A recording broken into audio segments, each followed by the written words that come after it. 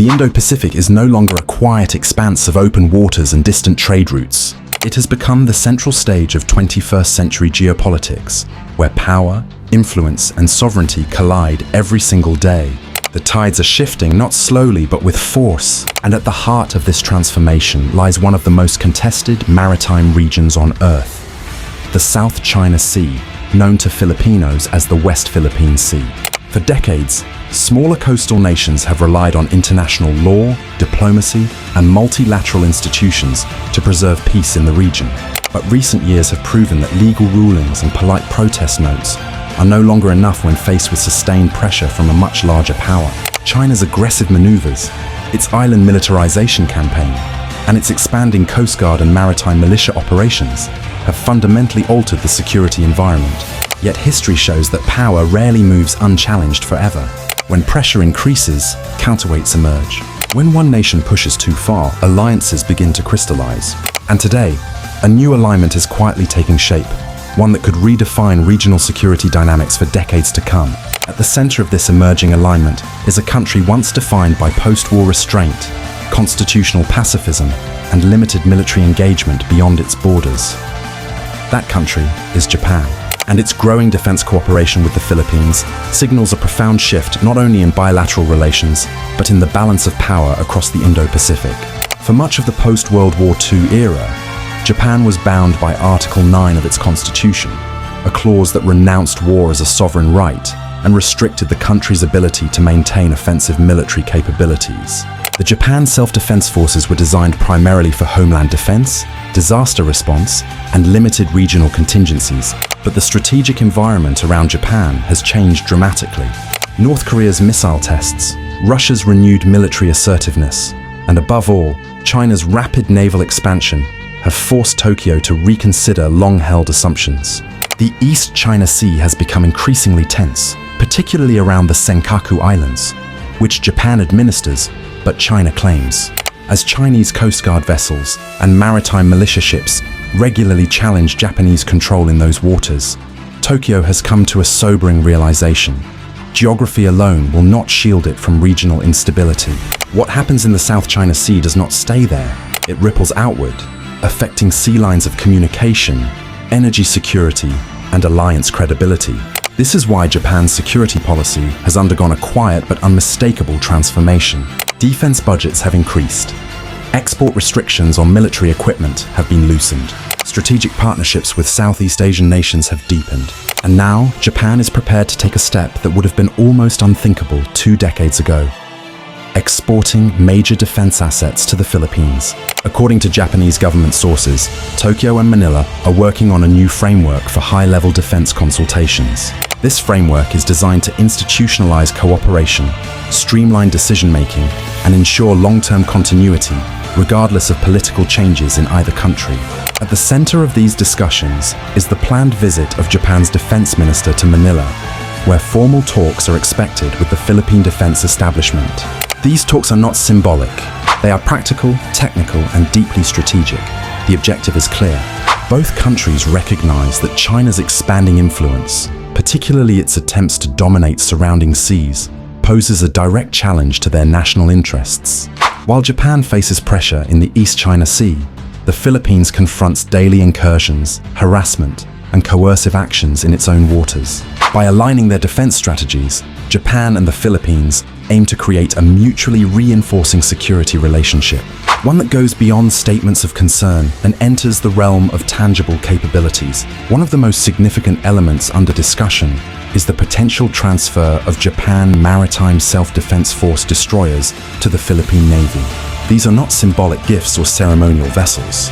They are complex, multi-mission warships designed to operate in high-threat environments. Japanese destroyers are built with a focus on anti-submarine warfare, air defense, and surface combat. Even older classes remain highly capable platforms by regional standards. They feature advanced sonar systems, modern radar suites, electronic warfare capabilities, and integrated combat management systems. For the Philippines, which has historically operated a fleet focused on patrol and internal security rather than high-end naval warfare, the introduction of destroyers would represent a major leap forward. It would signal a transition from a primarily constabulary navy to a force capable of credible maritime deterrence. Comparing capabilities. Currently, the Philippine Navy's most advanced surface combatants are its guided missile frigates. These ships represent a significant improvement over older vessels, but they remain lightly armed compared to the destroyers operated by major regional navies. Japanese destroyers, even those considered second-hand, bring greater endurance, better sensors, and more robust defensive systems. They are designed for blue water operations, meaning they can sustain prolonged deployments far from shore. This matters because the West Philippine Sea is not a narrow coastal zone. It is a vast maritime space. Effective presence requires ships that can stay on station, operate in rough seas, and integrate seamlessly with Allied forces. One of the most important advantages of Japanese naval technology is its compatibility with Allied systems. Japanese warships are designed to operate alongside US, Australian, and other Allied navies. Their communication systems, data links, and operational doctrines are already aligned with those of key partners. If transferred to the Philippines, these destroyers could be integrated into a broader regional security network. This would allow real-time sharing of sensor data, coordinated patrols, and joint responses to emerging threats. Such integration does not require the Philippines to abandon its strategic autonomy. Rather, it enhances its ability to operate effectively with partners when interests align. Naval power is not just about ships, it is about information. In modern maritime security, the ability to see, track, and understand what is happening in contested waters often matters more than firepower alone. Japan's radar systems are among the most advanced in the region. Designed for both maritime and air surveillance, they offer long detection ranges, high accuracy, and strong resistance to electronic interference. Deploying these systems in the Philippines would dramatically improve maritime domain awareness. Strategic locations, particularly in northern Luzon and western island chains, could host radar installations capable of tracking vessel movements across vast areas. One of the greatest challenges the Philippines faces today is response time. Chinese vessels often appear suddenly near Philippine-held features, creating a dilemma for commanders on the ground. Respond too slowly and the situation escalates. Respond too aggressively and tensions spike. Advanced radar systems change this equation. Early detection provides decision-makers with time to assess intent, time to coordinate with allies, time to deploy assets in a controlled, proportional manner. This does not make conflict inevitable. In fact, it does the opposite. Clear awareness reduces miscalculation. When actions are observed and recorded, ambiguity fades. While maritime and air capabilities dominate headlines, ground forces remain essential, particularly in archipelagic defense. Japan's Ground Self-Defense Force has developed high-mobility vehicles designed for rapid deployment, difficult terrain, and flexible missions. These vehicles are well suited to the Philippine environment. From rugged coastlines to remote island outposts, mobility often determines whether forces can respond effectively to emerging threats. For the Philippine Army and Marine Corps, access to such platforms would enhance their ability to reinforce island garrisons, conduct coastal defense operations, and respond to crises without relying solely on limited airlift capacity. China has consistently criticized defense cooperation between Japan and the Philippines. From Beijing's perspective, such partnerships are seen as attempts to contain its rise and undermine its regional ambitions. In response to deepening Japan-Philippines ties, China may adopt a range of countermeasures. These could include increased Coast Guard patrols near Philippine-held features, more frequent maritime militia deployments, and intensified diplomatic pressure. Economic tools may also be employed. China has previously demonstrated a willingness to restrict trade, tourism, or investment in response to political disagreements. However, history suggests that unilateral concessions do not reduce pressure. They often invite more. By strengthening partnerships, the Philippines increases the cost of coercion, making aggressive actions less attractive. Defense acquisitions are never purely strategic decisions. They are also financial ones. Warships, radar systems, and vehicles require not only upfront investment, but long-term maintenance, training, and logistical support. Japanese equipment, while technologically advanced, is often praised for reliability and life cycle efficiency. Moreover, Japan has demonstrated a willingness to provide favorable financing arrangements, including concessional loans and development assistance linked to security cooperation. This approach differs from purely commercial arms sales. It reflects a broader strategic objective, building capable partners rather than maximizing short-term profit. For the Philippines, this could make high-end capabilities more accessible without placing unsustainable strain on defense budgets. The long-term implications of Japan-Philippines defense cooperation extend far beyond individual platforms. They signal a shift in mindset. For decades, Philippine defense planning focused primarily on internal security challenges. External defense was often treated as a distant concern. That era is ending. By investing in maritime deterrence, surveillance, and alliance interoperability, the Philippines is repositioning itself as an active participant in regional security, rather than a passive observer. This does not mean abandoning diplomacy. On the contrary, credible defense strengthens diplomatic leverage. When a nation can protect its interests, its voice carries more weight. The upcoming agreements between Manila and Tokyo are likely only the beginning. As trust deepens, cooperation may expand into joint training, intelligence sharing, and coordinated contingency planning. A reciprocal access agreement would further simplify military cooperation, allowing forces from both countries to operate more easily on each other's territory during exercises and humanitarian missions. In an increasingly uncertain region, such arrangements provide stability. They create predictability in relationships and clarity in intentions. The Indo-Pacific is entering a decisive period. Old assumptions are fading. New alignments are forming. For the Philippines, the choice is no longer whether to engage, but how. Japan's willingness to step forward, to share technology, expertise, and responsibility marks a turning point. It reflects a shared understanding that security in this region is interconnected. No single partnership can solve every challenge. No amount of hardware guarantees peace, but credible deterrence, combined with strong alliances and clear principles, offers the best chance to preserve sovereignty without conflict. The seas remain restless. The currents of geopolitics continue to shift. But as the Philippines strengthens its defense ties and expands its strategic options, it moves closer to securing not only its waters, but its future. And the question that now echoes across the region is no longer whether the balance of power will change, but how prepared each nation will be when it does. To understand why Japan's involvement matters so deeply, one must first understand the geography of the Philippines itself. This is not a single landmass that can be defended by concentrating forces in one area. It is an archipelago of more than 7,000 islands stretched across critical sea lanes that connect the Pacific Ocean to the South China Sea. Every major shipping route between Northeast Asia, Southeast Asia, and the Indian Ocean passes near or through Philippine waters. Energy shipments bound for Japan, South Korea, and even parts of China move through these corridors. This makes the Philippines not just a frontline state, but a gatekeeper of regional trade and security. Control of these waters is not merely symbolic. It determines who can move freely, who can project power, and who can deny access in times of crisis. This is why external powers have always paid close attention to the Philippines, from colonial times to the present day.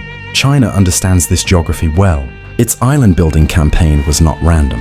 Each artificial island, each radar installation, and each runway was placed to extend surveillance coverage, logistics reach, and military presence. The goal is not immediate war, but long-term dominance. Japan's strategic planners see the same map, and they know that if the Philippines is isolated or weakened, pressure will eventually shift northward toward Japanese waters. Supporting Philippine defense is therefore not an act of charity. It is an act of self-preservation. China's actions in the West Philippine Sea rarely take the form of open naval battles. Instead, they operate in the grey zone, the space between peace and war. Coast Guard ships, maritime militia vessels disguised as fishing boats, and persistent presence operations are used to wear down opponents over time. These tactics exploit legal ambiguity and political hesitation. When a grey-hulled warship fires a missile, the world reacts. When a white-hulled Coast Guard vessel blocks a resupply mission or uses water cannons, responses are often muted. For the Philippines, this creates a constant dilemma: escalate and risk conflict, or tolerate encroachment and lose ground inch by inch. This is where enhanced surveillance, stronger naval platforms, and alliance coordination become critical. The goal is not to provoke confrontation, but to deny the effectiveness of grey zone tactics. When intrusions are detected early, documented clearly, and met with a calm but firm response, their strategic value diminishes. Japanese radar systems, integrated naval operations, and shared situational awareness would directly target this grey zone playbook. They would reduce uncertainty, expose patterns, and limit China's ability to operate below the threshold of armed conflict. Military capability is not defined solely by equipment. It is defined by people. Crews, commanders, technicians, and planners determine whether platforms become meaningful assets or expensive burdens. Japan places heavy emphasis on training, discipline, and doctrine. Its self-defense forces are known for meticulous preparation, realistic exercises, and strict operational standards. Cooperation with Japan would therefore bring not only hardware, but knowledge transfer. Joint training programs could expose Philippine sailors and soldiers to advanced maritime operations, anti-submarine warfare techniques, and integrated air-sea coordination. Over time, this would raise the overall professionalism and readiness of the force. This kind of capacity building has long-term effects. Officers trained under shared doctrines often maintain professional relationships throughout their careers. These networks become invisible threads that bind alliances together, making cooperation smoother during crises. Deterrence is as much psychological as it is material. It is about shaping perceptions, influencing calculations, and signaling resolve. When Japan visibly supports Philippine defense modernization, it sends a message not only to China, but to the entire region. It signals that unilateral changes to the status quo will not go unanswered. It shows that smaller nations are not alone. This signaling effect extends beyond military circles. It influences diplomatic negotiations, economic decisions, and public opinion. Investors, shipping companies, and regional governments all watch how security dynamics evolve. A Philippines perceived as isolated may be pressured. A Philippines backed by capable partners commands respect.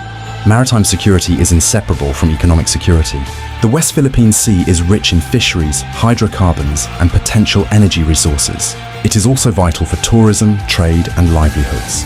Persistent Chinese presence has already disrupted fishing communities, restricted access to traditional grounds, and created uncertainty for energy exploration projects. Over time, this erodes economic resilience. Strengthening maritime deterrence helps restore confidence. It reassures fishermen that they are protected. It signals to energy companies that contracts will be defended. It stabilizes expectations. Japan understands this linkage. As a trading nation heavily dependent on secure sea lanes, it has a vested interest in preventing any single power from dominating regional waters. While military cooperation is expanding, it is anchored in legal principles. The Philippines has consistently emphasized international law, particularly maritime law, as the foundation of its claims. Japan shares this emphasis. Both countries benefit from a rules-based order where disputes are resolved through legal mechanisms rather than coercion.